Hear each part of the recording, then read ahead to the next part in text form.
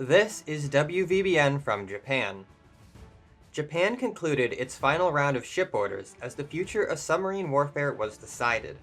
With an increasing number of surface escorts, the need for coastal submarines was scrapped, and that a new kind of submarine would be needed for operations against the Morgana. Based on prototypes and research from the 1930s, a new blueprint was drawn up for what became known as the Sentaka type, a submarine that could operate swiftly and silently both on the surface and underwater, without sacrificing range or armament. Japan had already achieved underwater speeds of 21 knots, but requirements for the Sentaka type would see that increase to 25 knots, while retaining a range of 15,000 nautical miles at 6 knots, and submerged operational range of 120 nautical miles. These submarines would need to have at least 4 torpedo tubes and carry plenty of reloads. Japanese engineers felt confident this could be achieved with existing technology. The only components Japan itself lacked was a sufficient snorkel design. Nonetheless, engineers and designers set to work to usher in this new age of submarine warfare for the glory of the Emperor.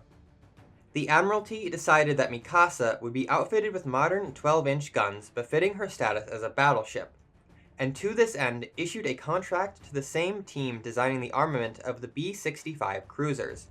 These new guns would have to be altered for Mikasa's smaller size, and custom ammunition developed for them. Companies from all across Japan vied for the honor of producing these shells. Mikasa's superstructure would also see a somewhat radical overhaul. Her old secondary batteries would need updating, and engineers set to work. Mikasa would have fewer guns than previously, but these new guns would be more accurate, higher velocity, and harder hitting than before. New mounts would be designed for these dual-purpose guns, and designers also began to outfit Mikasa with an anti-aircraft suite. Mikasa herself fired up her new oil-fired boilers this week, the ignition of which caused a ghostly apparition of a woman to appear below decks. Work on the interior repairs and upgrades continues, but much work remains above deck. Mikasa's shrine was finished and offerings were laid to attract the kami, but nothing concrete was reported. Only some mochi left by a sailor was eaten and replaced by a bamboo leaf, and so priests declared that more sweets would be left going forward. The Japanese army invited the Navy to agree to a neutrality pact with the Soviet Union, something they agreed to. However, the Navy declined to participate in expanded operations with the Soviets in the seas of Japan and Okhotsk. Were it convenient, they would work with the Soviet Navy, but did not feel the time was right for formal relations. This caused a mixed reaction within the IJA, as pro- and anti-Soviet factions butted heads. Nevertheless, the agreement would be sent to the Diet for approval and to be signed by the Emperor. The Navy called for a slowing of operations with the Kingdom of Thailand, despite the Army's insistence on spreading their influence throughout Asia and beyond, as they felt they needed time to recover after the Battle of Guam and the imminent Operation Furnace to reclaim the Japanese islands. Despite this, agreements with the Dutch East Indies would also see the Gulf of Siam receive an increased security presence. The army reluctantly agreed and cited their own commitments to fortifying these islands and the war in China. Nevertheless, rumors sprang up from the army about preparing the ground in Thailand with an artillery regiment, but no requests were made for support to the Navy. It remains to be seen how patient the army will be on this matter, as they are committed to see the rising sun flag over Bangkok sooner or later. Officers, diplomats, and representatives from Japan and the Dutch East Indies met to commemorate the official establishment of joint military operations between the two.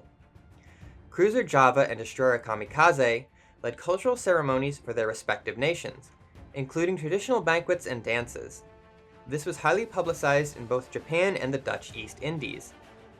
As ceremonies concluded, diplomats and industrialists went to work to coordinate defensive operations to properly fortify the nation against Morgana threats.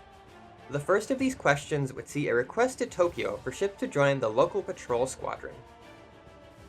Chinese destroyer Haisui was recently transferred to the Nanjing regime by Japan, and has become the first vessel to receive an overhaul at Chinese shipyards.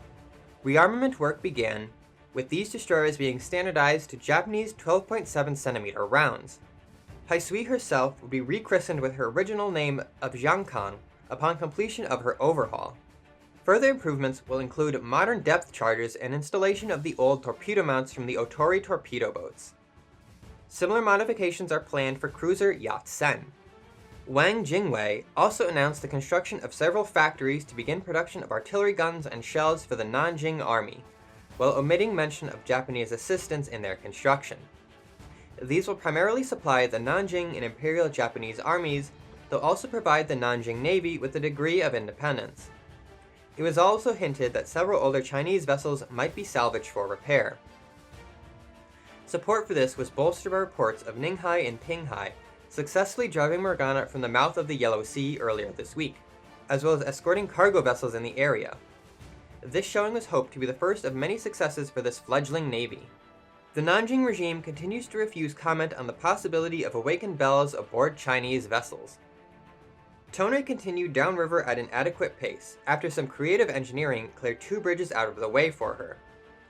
While much work remains on the cruiser, there is little intensive work required on the river before she can make her way to a proper dry dock for full repairs. Hibiki left dry dock early this week after her Kami and new captain expedited repairs. Following this, she gave her new captain a crash course in naval strategy, who is reportedly taking to her instruction quite well. While it was more difficult to see a foreigner in command of a Kami than simply one of her crew for most of the Japanese sailors, even they had to place their trust in that their Kami knew what she was doing. Hibiki is expected to be ready to return to service next week.